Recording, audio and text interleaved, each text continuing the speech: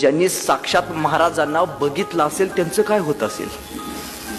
18 पगड 12 बलुतेदार माणसं राजांच्या सोबत आहेत। राजा आपल्या सोबत लढतोय, राजा आपल्या सोबत घोड्यावरती बसलाय, राजा आपल्या सोबत तलवार चालवतोय, राजा आपल्या सोबत गनिम कापतोय, राजा आपल्या सोबत चटणी भाकरी गरीबाची खातोय।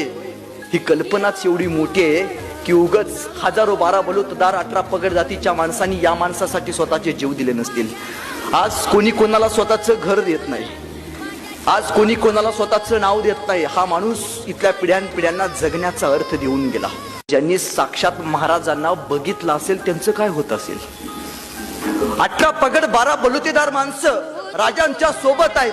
राजा आपल्या सोबत लढतोय, राजा आपल्या सोबत घोड्यावरती बसलाय, राजा आपल्या सोबत तलवार चालवतोय, राजा आपल्या सोबत गनिम कापतोय, राजा आपल्या सोबत चटणी भाकरी गरीबाची खातोय।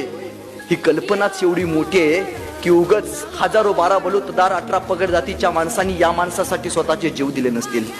आज कोणी कोणाला स्वतःचं घर देत नाही, आज कोणी कोणाला स्वतःचं नाव देत नाही। हा माणूस इथल्या पिढ्यानपिढ्यांना जगण्याचा अर्थ देऊन गेला।